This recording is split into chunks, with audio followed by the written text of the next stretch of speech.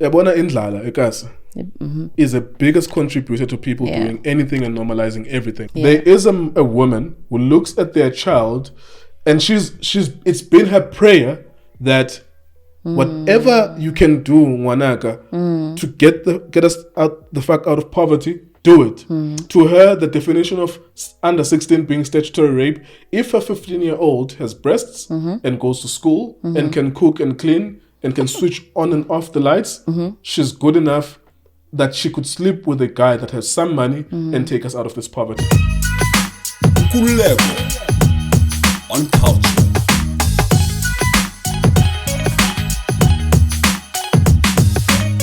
Good afternoon and welcome to this week's edition of Anything Goes. I am not rolling alone. I am with Nkululeko, my brother. We are here to serve you all things that matter according to us, according to you, and all things that really should be learned from this podcast. My brother.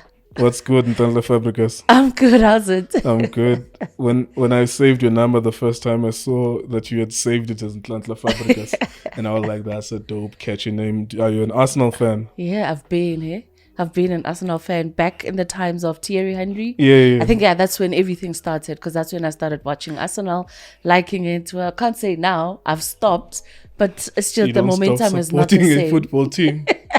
You guys had good players who also happen to be good-looking players. Oh, yes. And Fabregas happened to be one of them. Robin Perez, Dennis Bergkamp. You had good-looking players. They Patrick were. Vieira. Of course. I'm a Chelsea fan. Oh, no. Yeah, shout out to everyone for joining us. Thank you very much for supporting our podcast. We're getting to maybe 10,000 subscribers now. By the time maybe you see this, we'll already have passed 10,000 subscribers. Every time we shoot, my intention is to get 10,000 people to be committed to watching us, and we're getting that now. So thank you so much for that. There is no producer really here. There is no sound technician here. It's only myself, Nhlanhla, and Nhlanhla, the videographer. So if this sounds professional and good looking, it's because there's only 3 people working on it, even with the interviews that we do. So the producers basically, even with the interviews, what a producer does for me is that I pay him to chase an interview for me. If they get it successfully, I pay him. Nhlanhla as well, for everything that she does, whether it's videography plus editing, she gets paid for that. But pretty much that's it. That's the team. And I'm not looking for people to come and join the team. At some point, this channel is going to make its own money, and we'll have a team of 2 or 3 other people.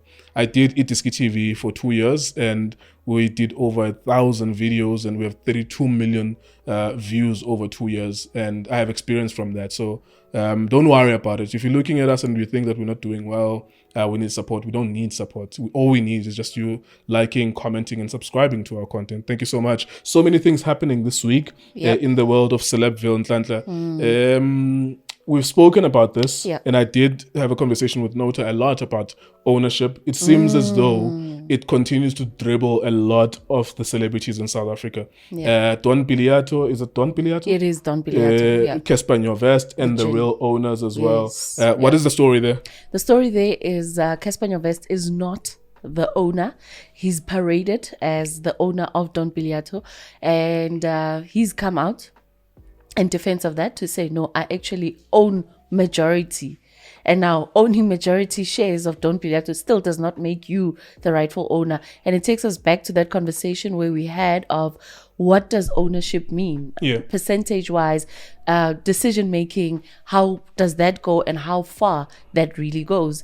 And it's just a matter of, to me, I looked at it and I sort of understand why they do what they do. Because remember, being an artist, being a soccer player, or being a celebrity in this country, it's got a short-term career, right? And you do need supplements from time to time.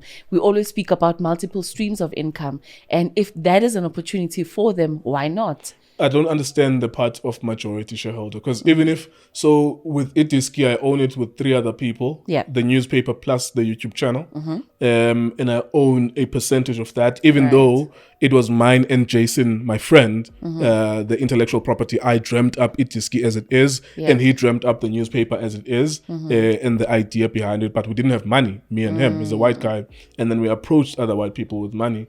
So I am an owner of Itiski TV, but I will never parade myself as the sole owner of it. Even if you own 10, 20 or 30%, you're still an owner. So do you think Cassper has like 30%? if it says majority, it means 51 plus, so it's 51% or more. So he is an owner. But here's the thing, and people were searching this on Twitter. Of course, there's Twitter police and people investigating stuff. Because even with our stuff, it is media. You can go to CICP and you will see the directors there, and you'll see my name there, and you see whether or not we pay taxes. I don't know whether you can actually click on it and it goes further to see whether you are still good with taxes. But with us as owners, it will tell us, okay, we're still good with taxes. We've paid the registration fees and whatever fee that is outstanding, 300 rands or something like that. We're still in good standing. So when they checked with Cassper, I think that it only showed that white guy. I forgot his name now. Excuse us. Yeah. And they say he also owns Cruise Vintage Black or something. Yes. So he owns 2 alcoholic beverages whose faces are the 2 biggest rappers in South Africa of the last 15 years. Yeah, the 2 enemy rappers for the last 15 years. So what do you believe though? Because if he says he's part of the ownership, majority or minority, I'm not the majority owner of the businesses that we own, but I'm there. You will see my name is I'm part of the directors, and I have a percentage in those businesses. The one business that I own alone is the one that I do on this podcast. And it's another different name. It's a different thing from Itiski. So, I mean, when you see one name there, then it brings about a question. Uguti, does he really own it? I don't think he owns it. Why does he believe that he does? Because maybe he's given shares. And that's what makes him say that I am a majority shareholder. Or I am. Because now, see, ownership, you need to classify ownership. When you say something is my own, how do you own it? You own 5%? Do you own 10%? And honestly, I think the scrutinizing of that, it just brings us back to the hate that people have and the questions that will always be there as soon as a black person tries to emerge in one thing or another. And in business this time around, a lot of guys like Cassper Nyovest right now. There's Cassper Nyovest, there's DJ Zintle who owns the era that we've always known her for the era. And then she was later made the CEO of that champagne brand. I forgot the name of that brand. And then, but she clearly states that this is who I am. So maybe Cassper coming on board and telling us about Don Billiato should have said, by the way, I've acquired certain shares in this particular brand. Please support me. When you acquire shares in a company, unless I stand to be corrected and educated. When you acquire shares, my impression would be that if someone buys 10% of Itiski or any other company, that they become an owner. Not, of course, the majority owner or they don't have enough of a stake to be the decision maker. But when you say you are the majority owner or the majority shareholder, it means you have ownership of the company, because you have more than 50% of the company. But I think there's a bigger thing as well, besides the hate, man. Look, we are African people in an African country that has had history of legislated oppression of black people. Black people were not allowed to own businesses. They were not allowed to own land and properties in certain areas, and it took a while, even after 1994, it took a while for us to start seeing black business owners emerging. And what also emerged at the same time as we were seeing these business owners, guys like Abu Mutsepe, that you would find out some of it, or Cyril Ramaphosa, for example, some of it is whatever the white capitalist allows. You are only an owner insofar as we've allowed you to own. And that's why they don't have a radical voice one way or the other politically. They support whatever it is that is their bottom line.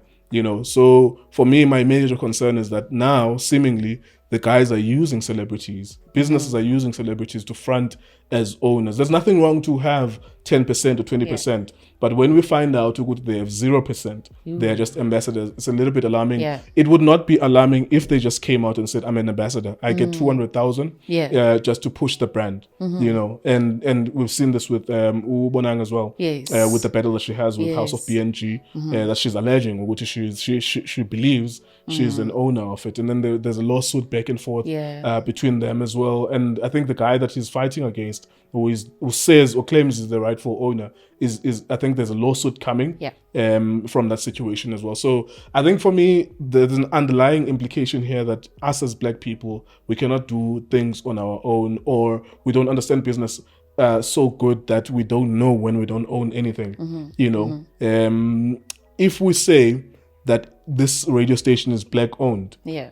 What percentage of it is black owned? There's nothing wrong if it's 10%. Mm-hmm. But I cannot be under the impression that I've opened up a radio station and then I don't have any percentage. I go around saying to people that this is a black-owned radio station, it's for the youth, and so on and so forth. Kanti is all about, fronting as a black business, but who makes the money? When the business makes 50 million per year or 30 million for a year, who makes the majority of that money besides the salary? So I think for me, my opinion on it is really just a concern that why is it that these black celebrities don't realize that they don't own any of these things. There's nothing wrong with saying I am paid as an ambassador, and that's it. I go to malls and I go to radio stations and I go on social media to promote it.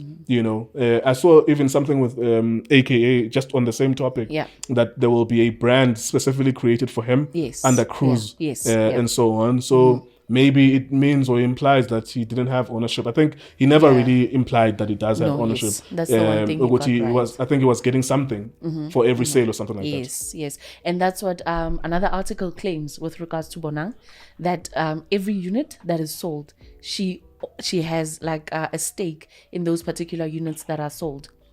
And with AKA, it's been the same case. He's never claimed that he's the owner of this. For sure. He's always been out there as the ambassador of Cruise.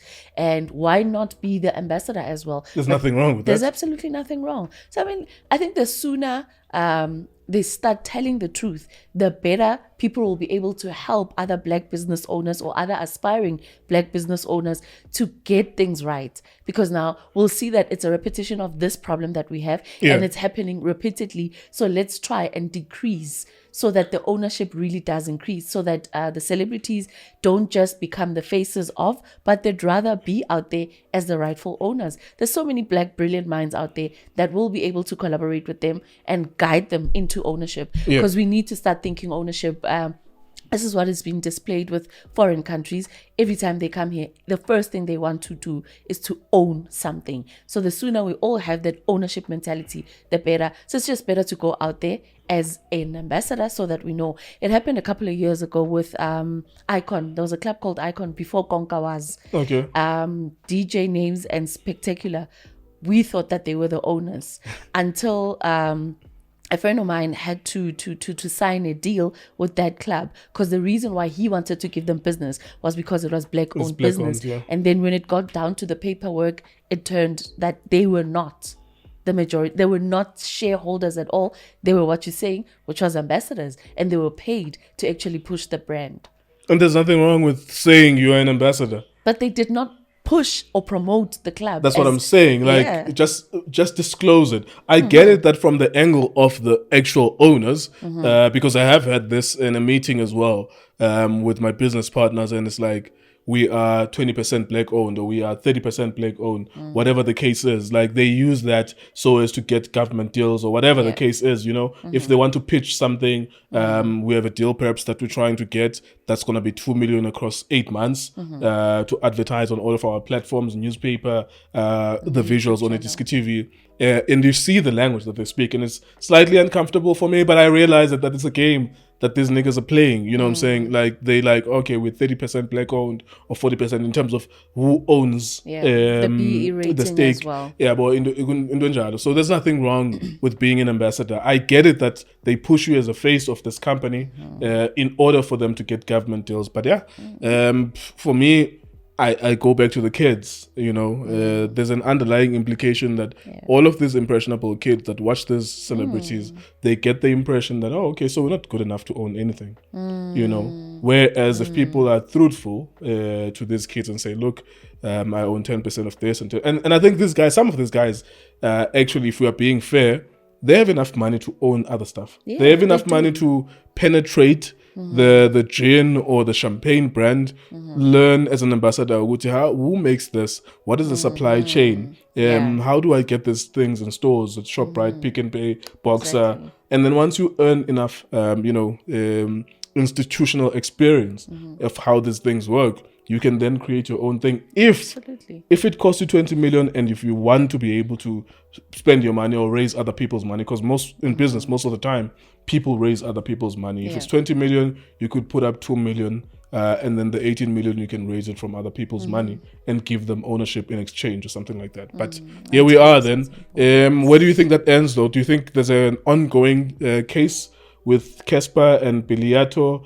Do you think it's genuine when he says he's going to fight that? Is he fighting for the ownership, or is he just keeping up the image that he owns that? He's keeping up the image to portray to us that he owns that particular brand. And had it not been for that tweet or that alert that came out, when was he going to come out and actually say that he's actually the majority shareholder? But had he initially said that this is who I am and this is what I own, we would not be having this thing. And now it makes us scrutinize a whole lot of other businesses that celebrities, influencers, and any other black person will come out and say, this is who I am and this is what I own. Because we'll always go back and say, what exactly do you own there? So they will need them to come out, unless somebody's watching out there. They've got good PR teams that will go out there, spin everything and make it look good by you owning whatever percentage that you own. There you are. Yeah. So I think, just come out and tell us the truth. Or rather, because we've got screenshots of everything, screenshot your ownership so that we see who you are and exactly what is it that you own. You know, when you have nothing to hide, there's not even a point to do screenshots, because CICP, I don't know if there's any other registry for companies. That shit is public. Like you can be able to access it for as long as you know what is the name of the company, because Billiato may not be the name that they operate under as a business, the business name. There is a name. If you find the name of what the company you're looking for is, you can be able to search it and find out just by searching that name as well. I don't know whether or not that's legal too, but if it's something that a member of the public can find out, eventually sooner or later people will find you out anyways. All right, can we talk Jamie Bartlett with David Gennaro? Man. Sad, hey? Yo, that's sad. Because I think it's only a couple of days ago when it came out, the cause of his death was a cardiac arrest. Yes. So he just slept and he never woke up. It reminds me of Kevin Samuels. Uguti, when Kevin Samuels died, like they were just describing Uguti was with a woman and so on and so forth, but it was cardiac arrest and that's it.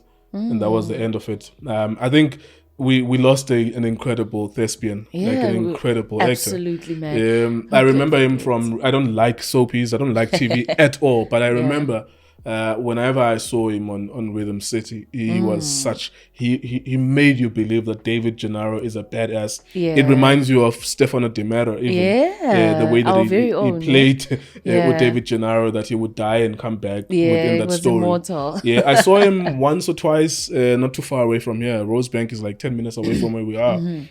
From a distance, and there, I think the one thing I wanted to say is I thought about what I'm going to say about him is that guy believed that he is what he is. He believed that he is who he was. You know, when you carry the aura of you being Jamie Bartlett, an incredible actor, that guy believed that he's a fucking incredible actor, and he was. And he was explaining, I saw Eusebius Makaiser shared clips of his own podcast when he had a conversation with Jamie, and Jamie was talking about wordplay and being able to improvise, you know, when he's doing scenes, and how he then is able to have a relationship with the script writers, because you're not allowed just to change the words, but he would make them a little bit more poetic. So they write lines for him, and he said he practices them in the dark sometimes, in terms of phonetics, how the words sound. You know, it would take a simple sentence and turn it into a memorable sentence, so that if you're watching ETV randomly and they are advertising a scene coming up next week on Rhythm City, and you would see him say some boss lines, because he embodied you know, acting. He embodied the art of acting. And I think for me to look at a guy like that, I'm like, we need more of those. I don't know him as a human being, of course. If he's an exploiter of his employees and so on, we don't need that, but we need more of that on television, because people are running away from TV, to be genuinely honest. Your memories of him? My memories of him were definitely on Rhythm City. I mean, he just brought out that David Gennaro character to life. He displayed something different, you know, and I think we looked forward to watching Rhythm City mainly because of him, including myself. And that's what I appreciated, his skill. And outside of work, he was just a genuinely nice person. He was a genuine appreciating of his fans, because there's people that would, there's nasty people in the public, but he was never one of those people. And what I liked about him is that he embraced South African culture as often as he could. And he could be out there in Soweto, he could be literally anywhere, and he just enjoyed being him and doing what he does best. I've bumped into him before. I actually took a picture with him because I was so appreciative. It was when Rhythm City was at his peak. Yeah. And bumped into him. He's like, oh my God, David Gennaro, because that's what would know him Absolutely, as, right? yeah, So yeah. we forget that the names are like the real names. And took a picture with him. It was an absolute life of the party. He was just the life of everything. And I think the industry is poorer without him. Absolutely. There's something to be said about those kind of people. I've worked with geniuses, and I know that, and I've even developed a theory in my mind that the universe or God or whatever you want to call it gives you one thing incredibly. So when you're being allocated with an ability, it's like, just because I made you Maradona as God, I made you Maradona to be one of the greatest footballers in the world, you will lack elsewhere. Yeah. Whether it's your interpersonal relations with your family. Maradona, we know he had a problem with drug addiction. Yeah. I'm sure Lionel Messi, whenever he retires, there will be autobiographies about him and the way that he ran Barcelona. I know that he was given at some point the reign to decide who to coach Barcelona and so on and so forth. So maybe that's something against his characteristic. Yeah. Same thing with Cristiano Ronaldo. Even you come here at home, Jabopule, Junior Kanye, all of those guys, when you are given so much in terms of one aspect of your life, such talent, there's always a lack somewhere. It's just that I don't know enough about David Gennaro, Jamie Bartlett, to say that maybe when you look at his life and you evaluate, maybe there was a shortage because he was given so much. I developed that theory as I look and observe the people that are talented that I've worked with, that have been around. I work with Junior. I work with Junior currently. I worked with Jabopule before, and he was my idol when I was growing up. I would cry when I see him missing for Kaizer Chiefs, and you look at the personal deficiencies of those men, and you realize when you are given, that's why I always ask for balance. I know, like, I'm talented enough to do stuff and create things, but I'm looking for balance. Can I be able to treat people decently? Can I at least have the skill to live in a house that's clean? Can I have a skill to look at 5 million and still feel the same? I'm like, yeah, it is. Okay, cool. I'll be able to buy a house if I want to, because sometimes you look at 5 million and you're like, oh shit, I'm gonna be unaccountable for the next 5 weeks. No one is gonna reach me on my phone, type of thing, So I don't know, like, what do you think about that? That maybe there was something about him that we may not know. Maybe could not be a family man as a result of him being gifted so much. Sure. You just said something profound there, hey? Because we look at these people, we idolize that particular aspect of who they are, of what we know, and we don't necessarily go out to find out the real characters, the real lacks, as you're putting it, that what is it that was missing, and could that have been so much of a stress on his life that, yes, like you're saying, he could not be a family man. He was married and then he divorced and he just lived his best life, but why was it? Did he actually get to attend to that particular issue? Because we are round-figured human beings, right? We need to live the best of our lives, but like you're saying, with that balance. But do we know that we need that balance? Do we speak about that balance that we're lacking? And how do we then get across to seek for help and then minimize certain things like what he's gone through? Yeah, I don't know if it's even possible. It's possible. I've seen some people who are incredibly talented.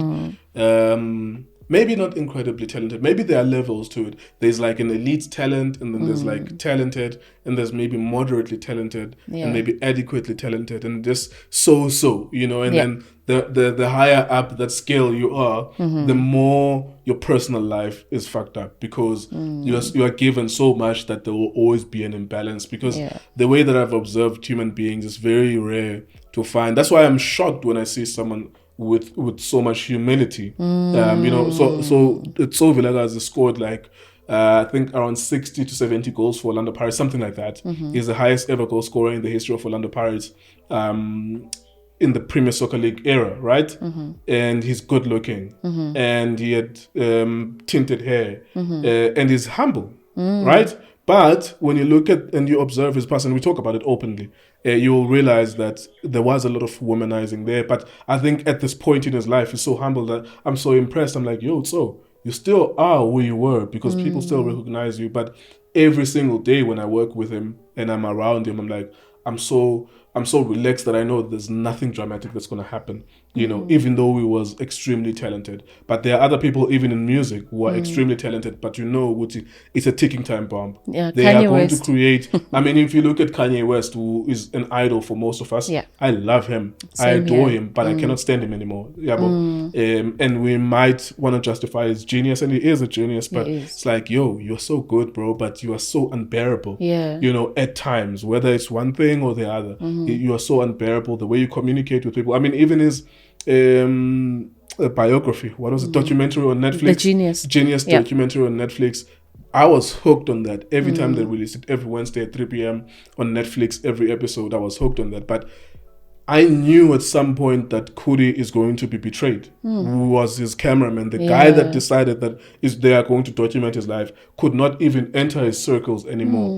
And I knew that there was going to be a falling out there. That doesn't take away from my love for him, Kanye West. Yeah, but something like that. But anyways, it is what it is. Jamie Bartlett, I think there was a character in Isidingo and Yes. David Gennaro as well. Where would you remember him more? I definitely Rhythm City. I don't remember him at Isitingo, or I never really watched Isitingo. Yeah. I think maybe I don't know. Did he start at Isitingo I then think so, Rhythm yeah. City? It started Because there. I remember they used to air at the same time. Yeah. So you had to make a decision. So I was always watching Rhythm It's City. 6:30. Yeah, 6:30 was always for Rhythm City, and then along the way, you know how we learn, and TV becomes something that you randomly watch. But my greatest and fondest memories will definitely be with Rhythm City. All right. Something dramatic happened recently, maybe 2 days ago, and got people talking. Flabba, Nkululeko Habedi. Yay. It Yeah. comes from one of my favorite groups Squatter Camp. in the history of hip hop. Yeah, Squatter Camp. I love Squatter Camp. I got a lot of their albums earlier on, and I saw that the lady that killed Flabba is Cindy going Sue. to be released. Cindy Sue Nhlanhla, no? Yeah. Is going to be released on Parole. I was just checking out her name as well. Yeah.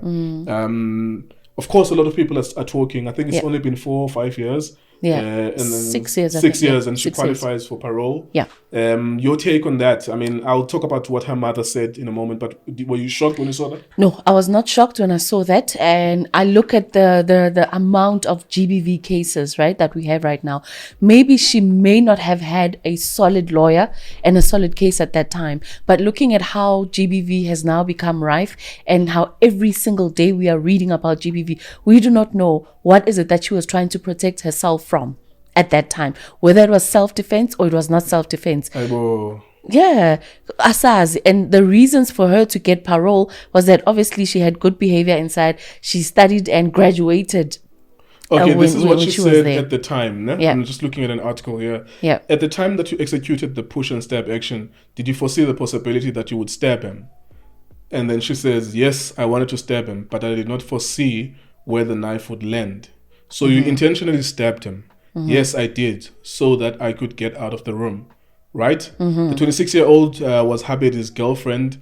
She's been charged with murder. This is like from 6 years ago now. Yeah. She claimed, however, that she acted in self-defense after the 110 kg man pinned her on his bed, grabbed her hands, and poked and stabbed her 5 times in the stomach. Okay, let me see what's the saying. So it's alleging that Flabba, who weighs 110 kgs, pinned her on the bed, grabbed her hands, and poked and stabbed her 5 times in the stomach. Shit.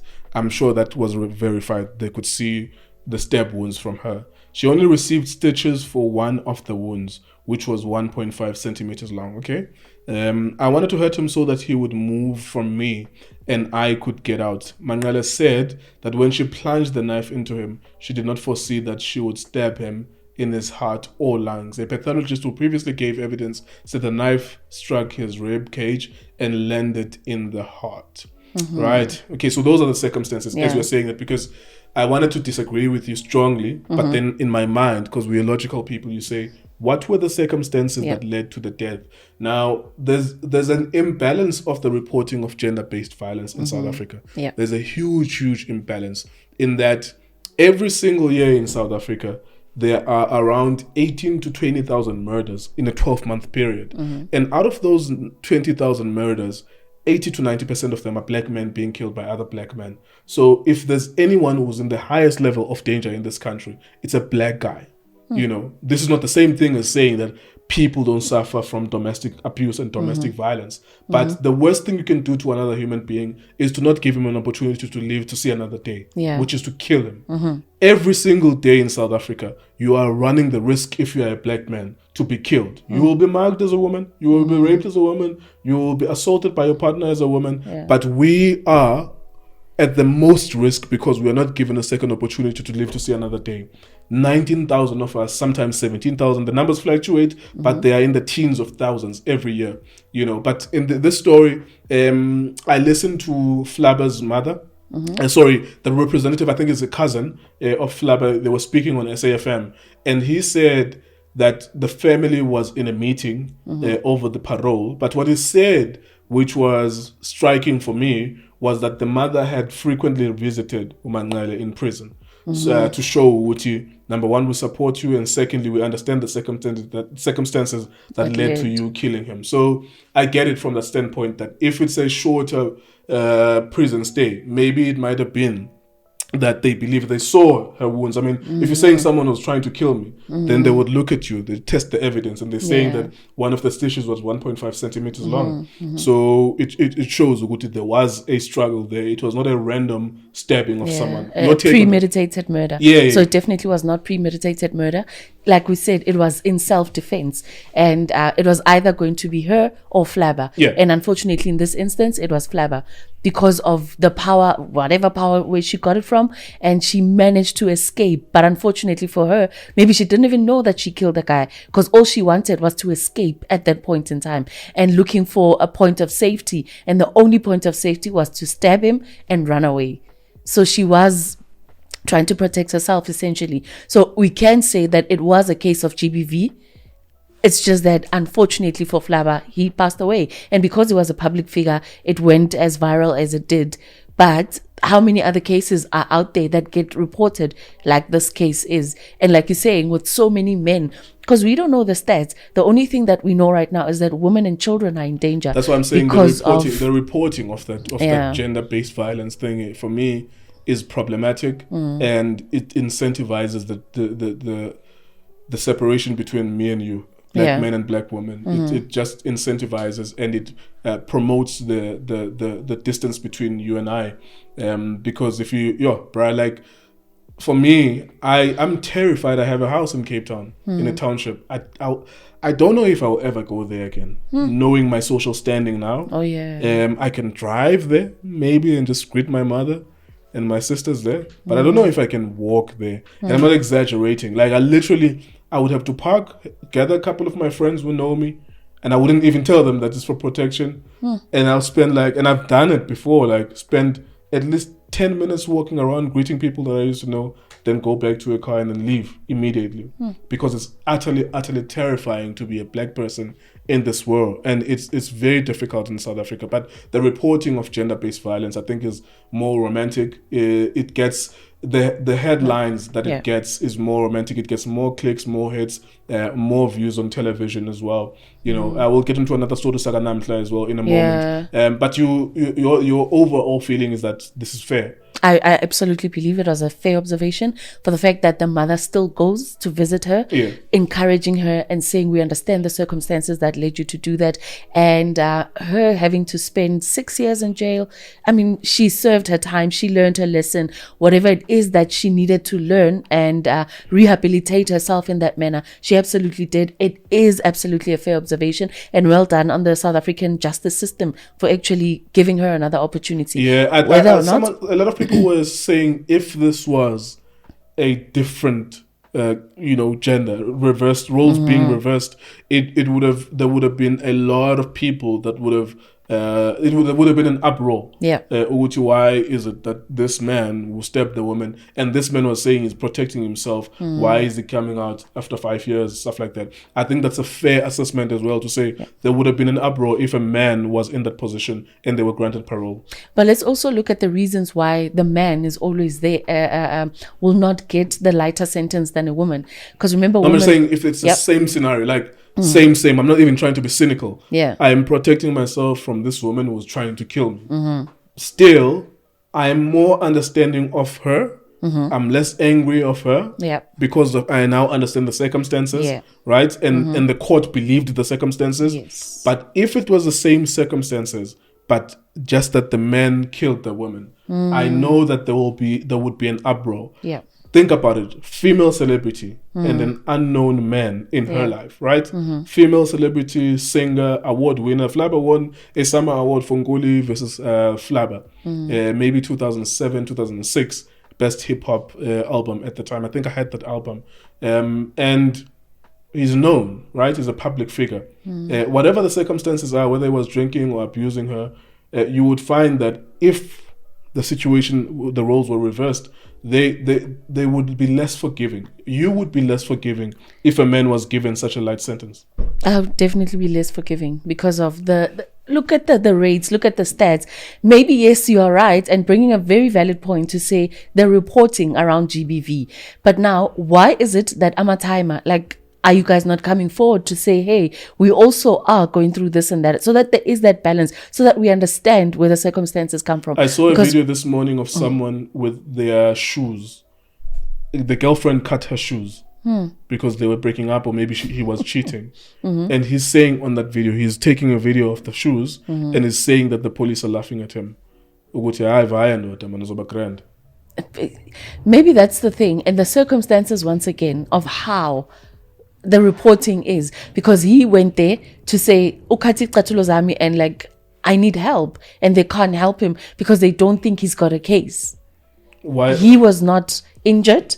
It's his shoes. Well, we don't know the circumstances. We don't know whether, Yeah. I mean, if someone used a blunt weapon to damage your property, Yeah. they are guilty of something. Yes. Number Yeah, one, yeah, they yeah. have Yeah. a weapon, Yes. right? Malicious damage to property. Yeah, malicious damage to property, Yeah. and the intent for grievous bodily harm. Like maybe there's something about using a blunt weapon like a knife, and maybe threatening him, and then damaging his property. Maybe it's more malicious damage to property. But I think there's a conversation to be had, and I think we'll continue to have it as we have these shows, and we invite other people as well. Yeah. There's a conversation to be had about, man, I don't wanna cry.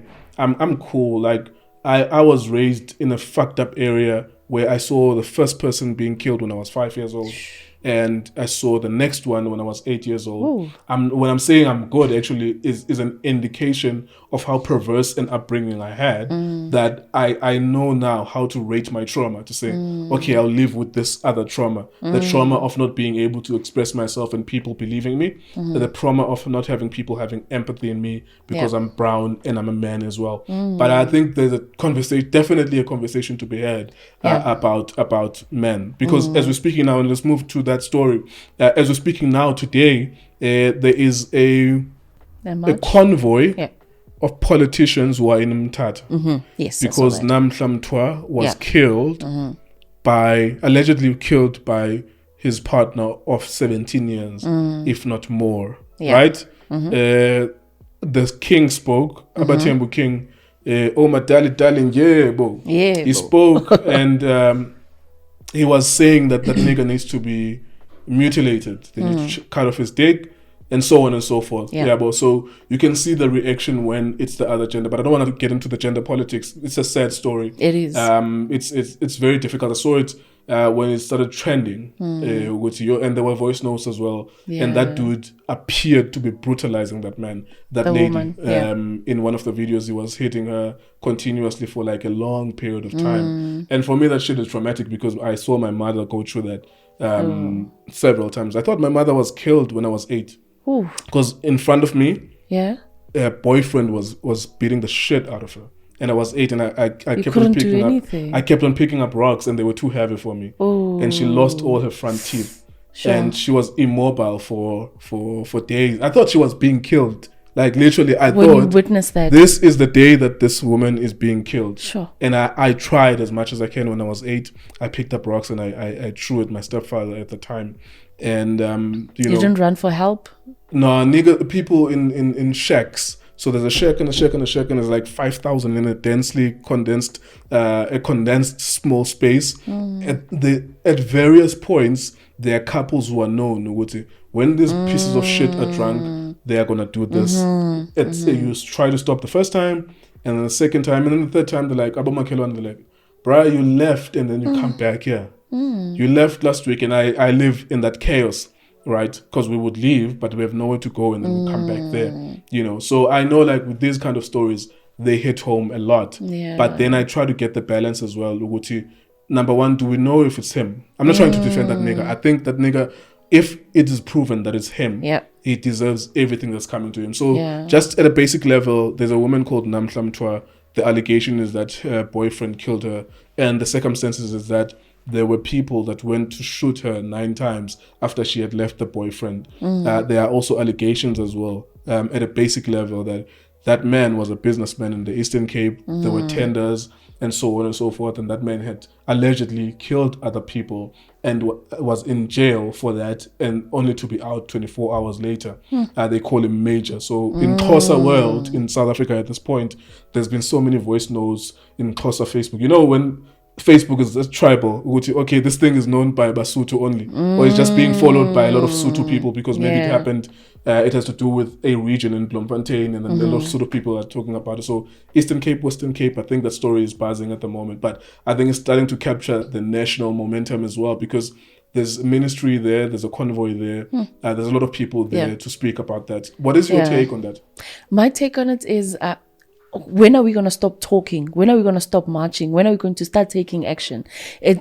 We need rules. We need laws that are going to be in place so that when this kind of act happens, this is how we move with the case, because it continuously happens. And for me right now, looking at the fact that political parties are trying to score points with such things and going out there speaking like they care, but they don't necessarily care, but they're speaking because there's campaigns that they're sort of running. What would you like them to do? What would you like to have happened in this scenario? What I would like to happen at this point in time is that the law enforcement officers, the judges and everybody that is involved with regards to the law, sit down, come up with a solution that would say, if it's a GBV case based on 1, 2, 3 evidence, and it happens this way and that way and that way, this is the punishment. That is what I would like to see happening. But because we can only march until so far. You see, here's the problem, and we spoke about this with this young Afrikaans man from Stellenbosch last week. Yeah. Here's the problem. You cannot skip processes, right? What you can do is not neglect when people are reporting. Right. The initial pass. You see, when someone is dead, you cannot take any chances of arresting the wrong people. Yes. The circumstances are that she was shot and killed 9 times. That's tragic. Yeah. But apparently it's not the guy who did the action on the day. Right? Yes. Now, you have to find a way to link the guy to the crime scene. And that takes time. You cannot arrest him and infringe upon his right without knowing that he sent those people there. If I'm right that that's what happened. If I'm correct that that's what happened. Right. From what I gather, I think that's what happened. Yeah. Right? And then, of course, people are putting 2 and 2 together to say there was an argument, because there were voice notes from the sisters or the cousins from the families. There was an argument. She was leaving, and she's been told to leave for a very long time. And ultimately, after she had left, that's what happened to her. So you can put 2 and 2 together. You say that man is guilty, but the legal framework and the policing doesn't work like that. They have to still investigate and see the link between. He may be a suspect, obviously, but he may lawyer up. They might take him in, and he's number one suspect, and say, "I'm not speaking." You know, within the first few seconds, it's like, I need a lawyer, nigga. I ain't speaking. I ain't saying nothing. And that's it. And then you're going to have to go through the tedious process of looking at his cell phone. Who knows how long it takes to get the cell phone records? Because yes, you can get the cell phone records, but who knows whether or not that takes a week or 2 to get permission to be able to access someone's private information. You know, so for me, I think just leading up to the death, if she had reported it, then we can blame. If she had reported it, then and it was neglected, then we can blame. And that probably possibly happened because the way in which people of influence work. That, okay, someone at the police station calls me and say, "Yo, bro, your girlfriend here is reporting you, so relax or talk to her to stop doing that. Because maybe there was that level of entrenchment. Possibly. If that, I think that's one thing that can be fixed, but you will never really fix corruption within human beings, because for him to have friends at police station allegedly, as I'm putting that point across, he would have to, money would have to exchange hands. He would have to have a degree of influence in the police. But there's nothing, like if I'm alleged to have killed my wife, right? Here in this house. Yeah. They have to take their time to figure out where at the time of the crime scene and the forensics came to, where was I here? No, I wasn't here. I was out in Cape Town on a business meeting, but I'm suspect number one. And that could take a week or 2 or 3 for them to sort that out. Let's look back at 2 popular cases as well. And like of recent time, the Gadi case, Hillary Gadi. Oh, yes. Look how swiftly. Yes. But that also was not less than a week. It was not less than a week, right? But at least within that week, something happened, right? And arrests were made, evidence was found. There was a lot of activeness that came from the law enforcement officers that made sure that the perpetrators are put behind bars. We'll go back to Oscar Pistorius. Like you're saying, with your wife, it's just the 2 of you in the house, and then your wife happens to pass away.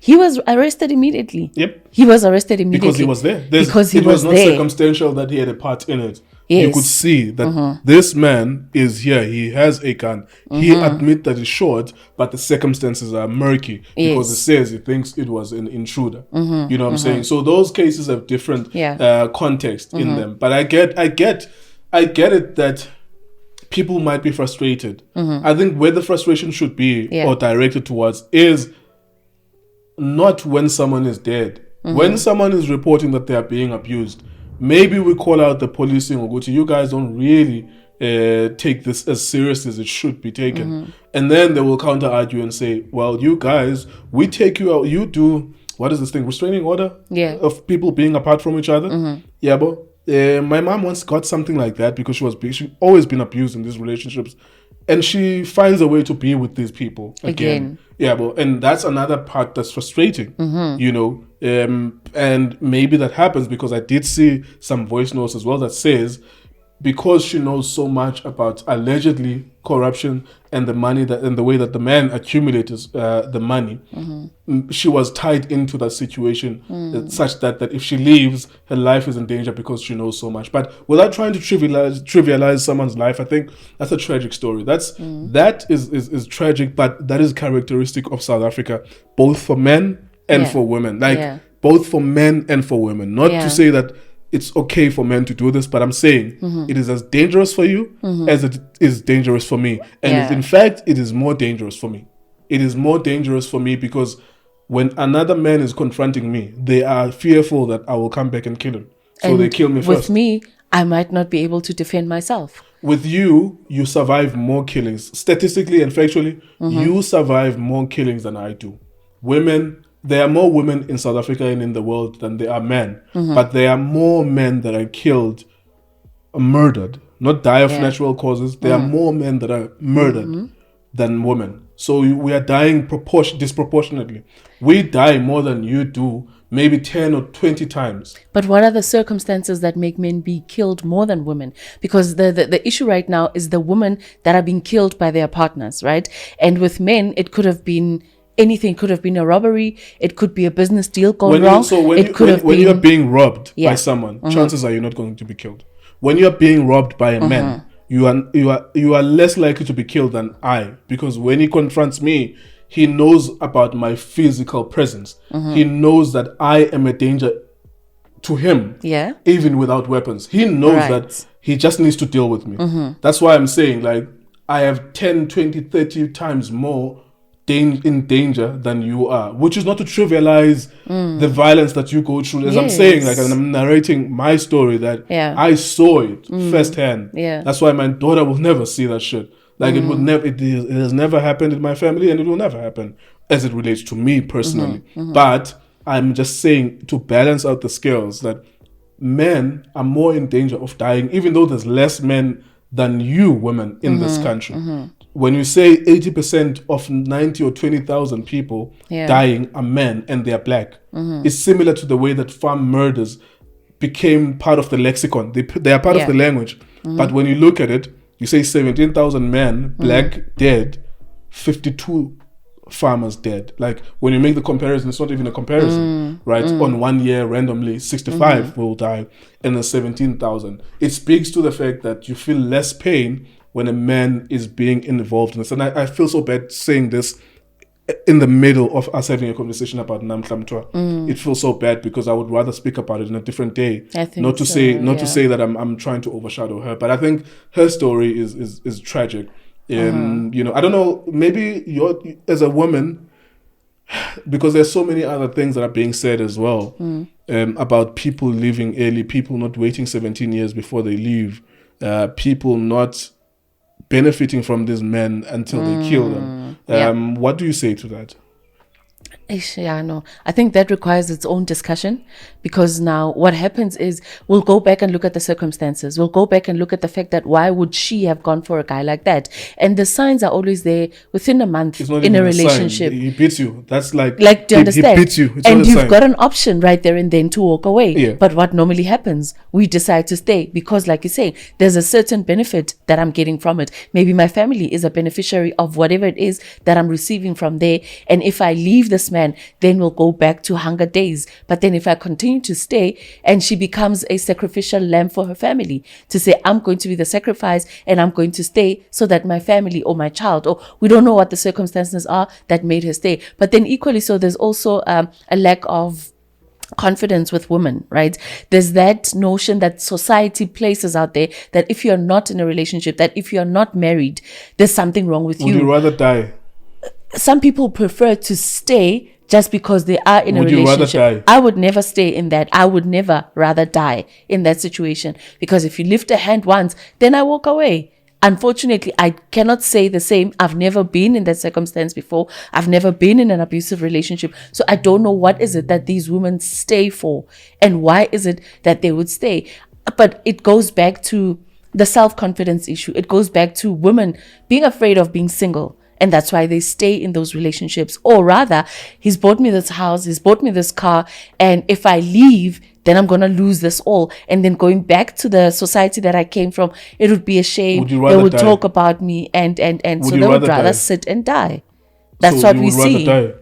That's what we see. It was the case with Karabo Mokoena, if you remember. Because Sandile you look at the cost. You look at the money that was being spent. You look at the lifestyle. Yes. And you look at the endurance that she had to take. Yes. Uguti, I would rather stay. Yeah. Because it was not the first incident. It was not the first incident. It's always like a repetition of those incidents. So I guess it's a choice that women make, because now we know what the ultimate results are going to be. So you'd stay to maintain the lifestyle, and ultimately you die. Because some people will say, we're all going to die anyway. So I'd rather stay here, maintain the lifestyle until the day that it ends in tears. Yeah, bro. I think by the time you die physically, you have died long time ago. Like, I've been in abusive situations in my childhood and even at work. And I leave a workplace that's abusive because I don't want to die of depression internally before my physical body dies. I would rather not die. And there's pressure for you to provide, a pressure for you to buy electricity and petrol and this and that. But you'd rather leave a workplace. My last workplace before I did Itiski TV, I was like, nah, the depression that happens here and the bullying that happens here, it's not the same thing, of course, as enduring domestic violence. But I'm just saying, like, depressing situations, I know how it feels to be depressed, and I would rather leave depressing situations and find a way, one way or the other. But I think the message just out there to young girls, really, when you are alive, you live to see another day. But also, let's have more meaningful conversations with our kids, because that is what will determine the kind of women that they will become as their kids. Now, if you instill the values and you instill letting a child know that life has its seasons. There's winter, there's summer, there's autumn, there's winter. And this is what happens in life generally. It does not mean when you are seasonally faced with this, it's going to be your life forever. Because now you look at the circumstance of not having a financial backing for a certain period of time, and you decide that this is how my life is going to be forever. I'm going to get the next best thing, which is somebody that's going to fund my lifestyle. And this is how I'm going to live. But then if we had those conversations early on in life, then we would minimize the cases of GBV and also extend the conversations that we have as women to say, how do we empower each other? How do I not want to be the one that is better than the other? If your daughter came to you and bought you a 2 million house, yeah, and also confided in you that this nigga beats me from time to time, what would you do? I'd ask my child to take that back because I value my child more. So the context is that she's buying you a 2 million rands house. You live in it. Yeah. It becomes yours, right? 6 months later, she also confides in you that this nigga beats me from time to time. I'd still leave the house firstly, and I will try and find a solution for my daughter. Like, run away with my daughter, go as far away as possible where this guy's not going to be able to reach us, and counsel my daughter from that end. Because like I said, my child matters more, because it's going to be more painful as a parent to bury your child knowing that I contributed in the killing of my child because I allowed this abuse to continue because of the social standing that I want to uphold. There's a number of women that will allow that situation to continue. I'm not saying you're wrong for doing it. I'll probably do the same thing, or I'll probably end up killing that nigga anyways. Yeah. But there's a significant number of people looking at South Africa and its context. 60% to 75% of people here are in poverty. Yeah. And there is a significant number of people that would overlook it and say, you know, and that's another reality. Because you look at your child, because like you're saying, a coward dies 1,000 times before the actual death. Yep. So that would be what actually happens to my child. And how will I feel looking at my child dying every single day and knowing that all I have to do is to leave and make sure that my child is safe, than me staying in that 2 million house and enjoying the material stuff where I'm going to suffer worse than any other thing. So I think life still matters. And like I said, all these things are circumstantial and seasonal as well. So we're not going to be poor forever. We're not going to be in that state forever. But if we work harder, if we get the right principles in place, then we'll definitely be more wealthier as opposed to being rich, because that's what we're chasing. I think 80% of South Africans still allow the situation because there's a rampant poverty that occurs in this country. Can we talk about Busta 99? Impregnating. And that's piano. Is he a DJ or producer? He's a producer as well as an artist. Like he sings, he's a singer. Yeah, we are a recorder now as well. Yeah, impregnating a 17-year-old.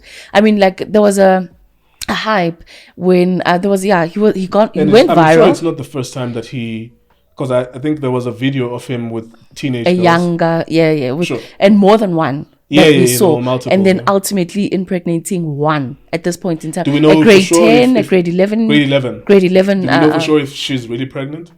Well, I saw the picture, right? But yeah. I don't know who confirms that she is pregnant.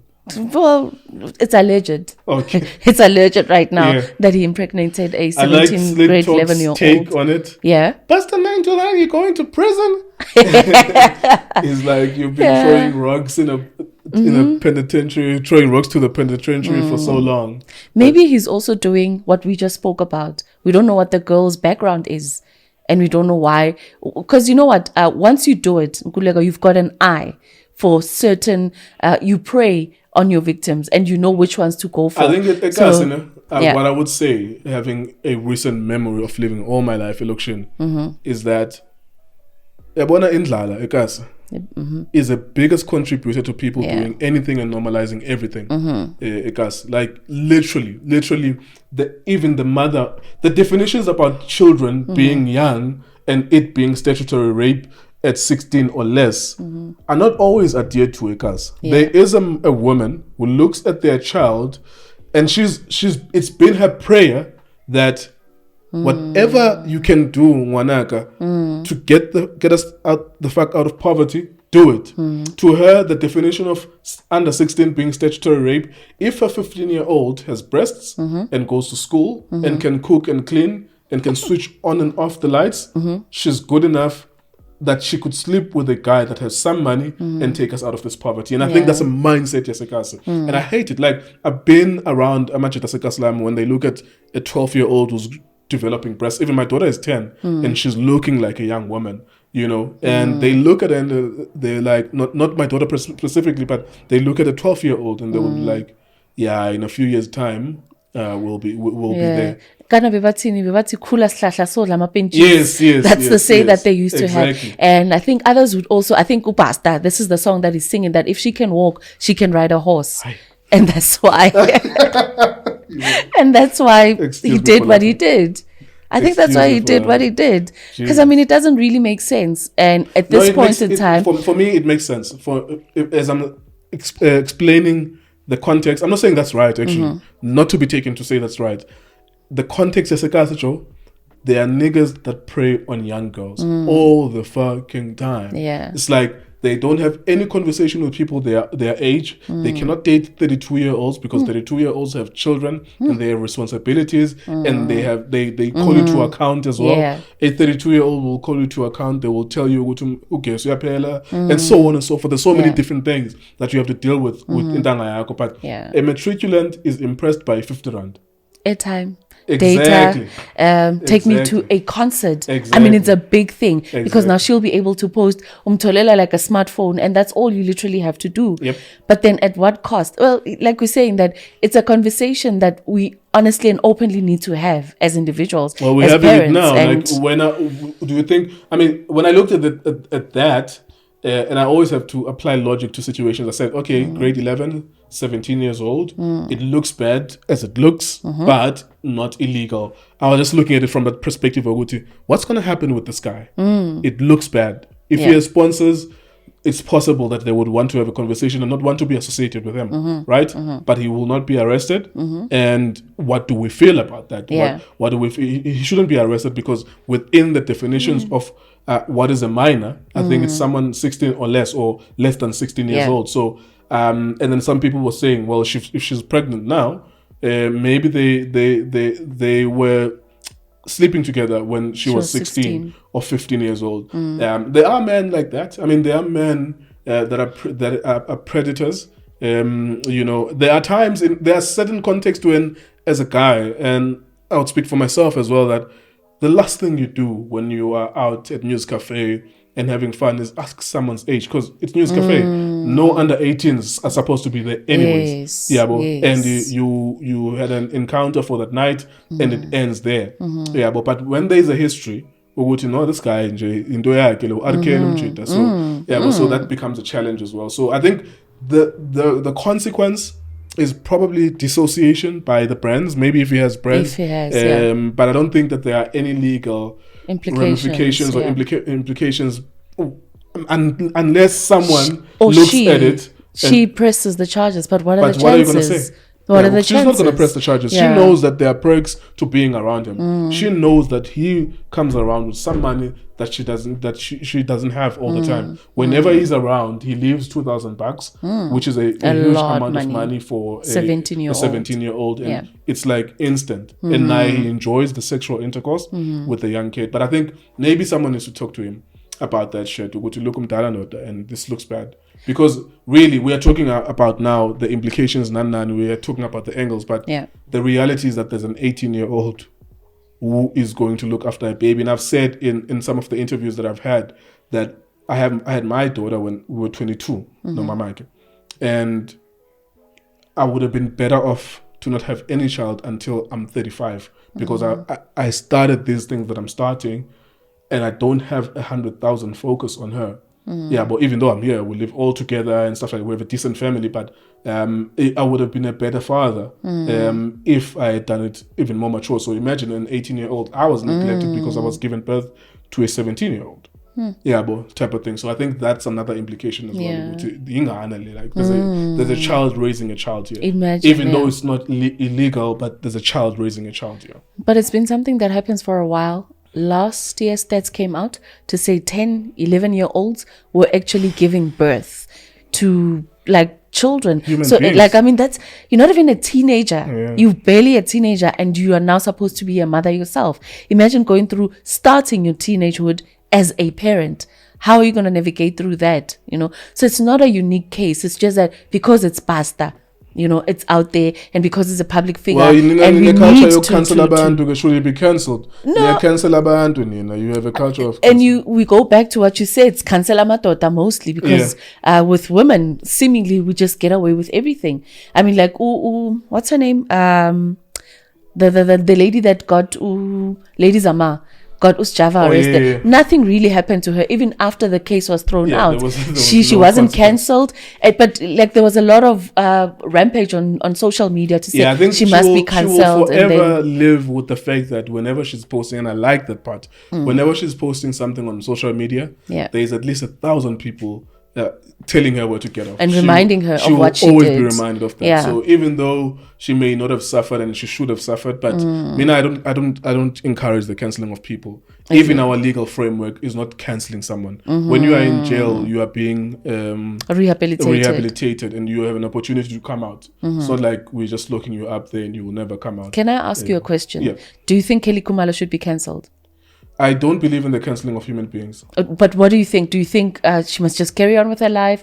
Oh, no. I mean, or like if with she's- conscience and If we look at the facts and we find that she had a hand in that, she should be arrested. But I do not believe in the cancelling of people. When she's arrested, she's given a sentence. If she's got anything to do with that, given a sentence which is somewhere between 15 to 25 years, serve at least 10 or 8 years of that, come out on parole.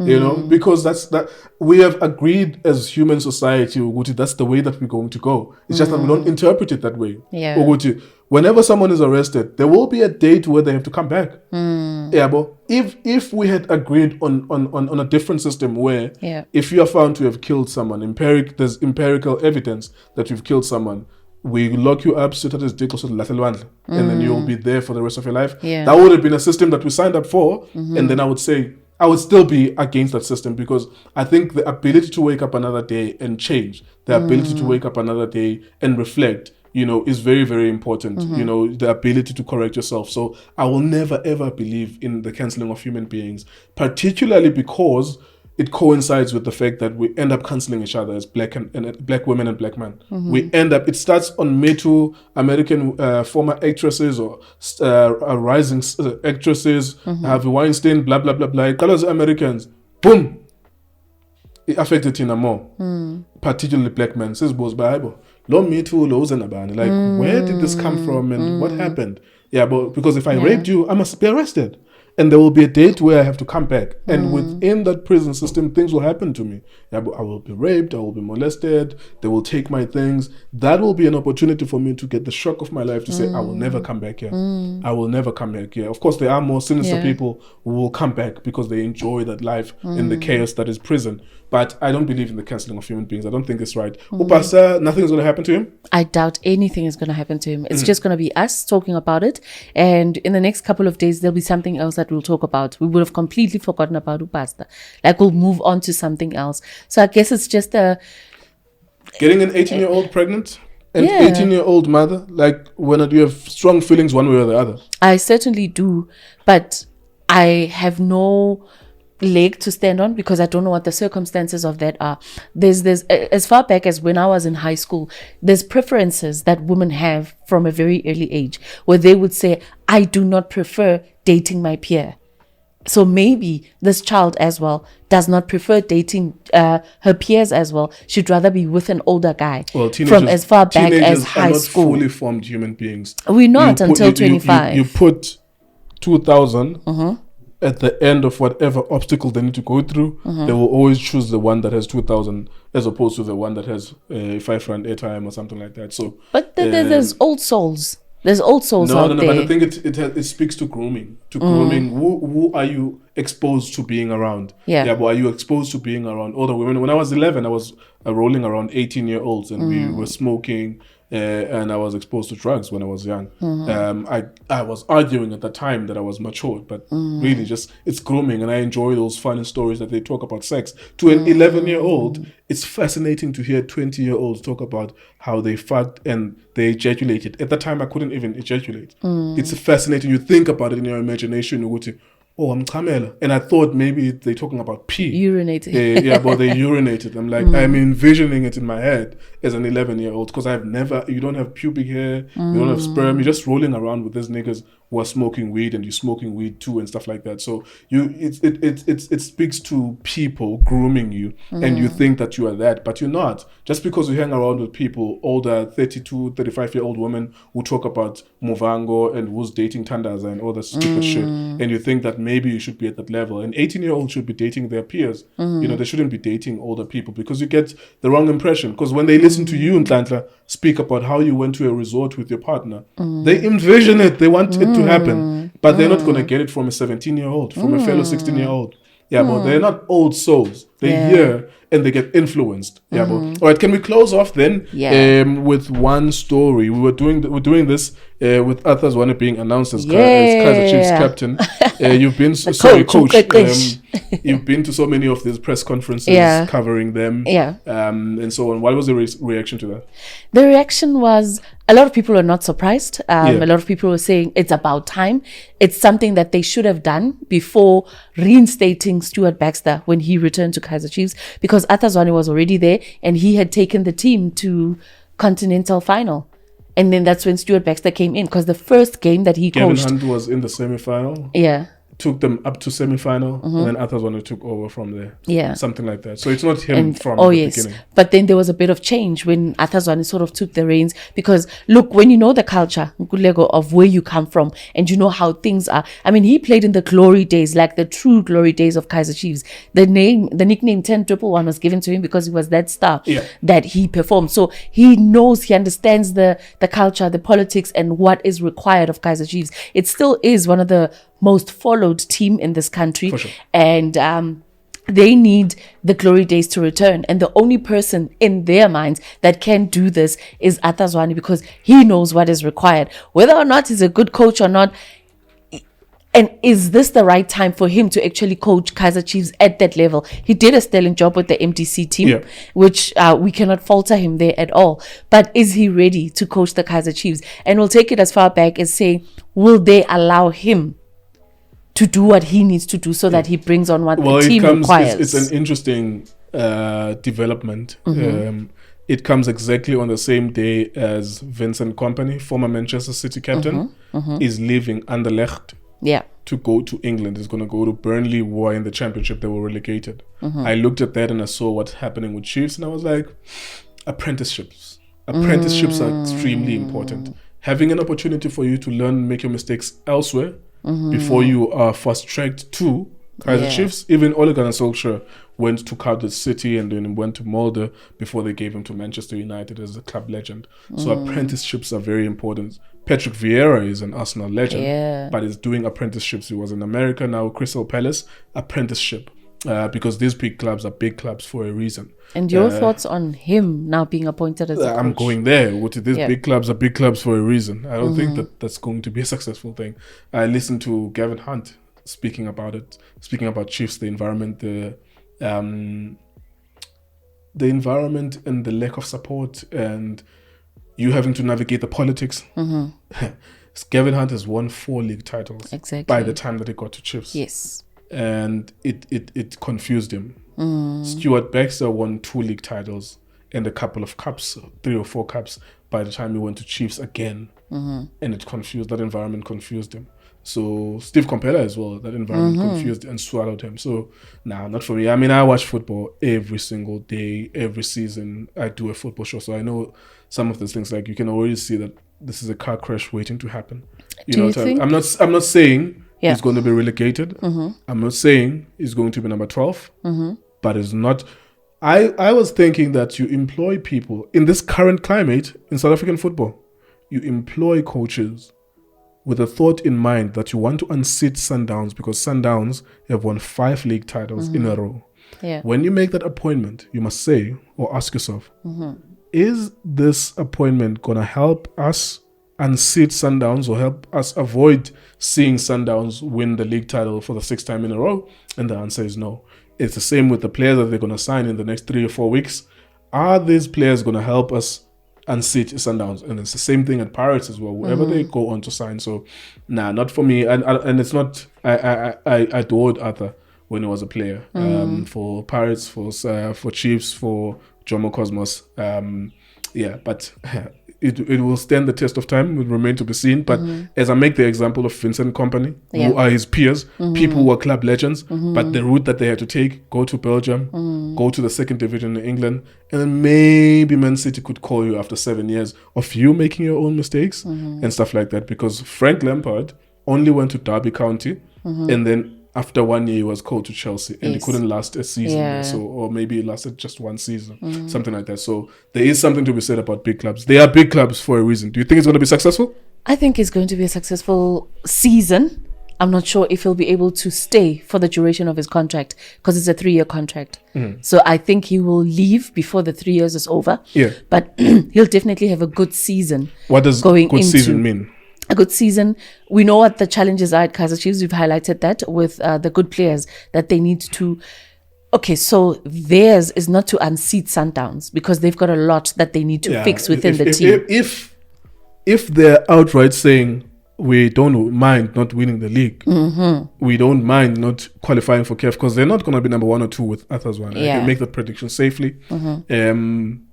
If we can win 1 cup, 2 cups. Well, they're because there's gonna not win a 2 lot. cups. They're not going to win 2 cups. They might win the MTN 8 because there's only 4 matches played in the tournament, depending on the lack of the draw. And that's it, basically. Let me just take you through just quickly what I posted on Facebook with the stats. So in first game, he lost 1-0 to Stellenbosch. First game after replacing Stuart Baxter as a caretaker coach, he lost 1-0 to Stellenbosch. He lost 2-1 to Golden Arrows. He lost 2-1 to Cape Town City. He won his first game 1-0 against Marumo Gallants. He drew 1-1 against Mamelodi Sundowns. He won against Sekhukhune. He drew 2-2 against Swallows. So it's after 2, 4, 6, 7 matches. He won 3. He won 2. He drew 2 and then lost 3. And I watched every minute of all of those games, and I'm confident that his will not be a mission to be number 1 and number 2. If they're happy with that as the biggest club on this side of the equator, Southern Africa, then you question the ambition of that club. Yeah. It's just a matter of pushing them to where they used to be, at least close enough to where they used to be, because you can't have a team like Royal AM coming in, and I mean they win games, right? They score goals and they win games. They are, and you want to find out why are they doing that, and why a club that has so much following, that with so much rich history, is not able to go back to those days. What is it that is missing? Could it be what you spoke about earlier, the toxic work environment? Can we destabilize the toxicness in that environment, and then possibly once the mental wellness is in place, we are able to progress as a team?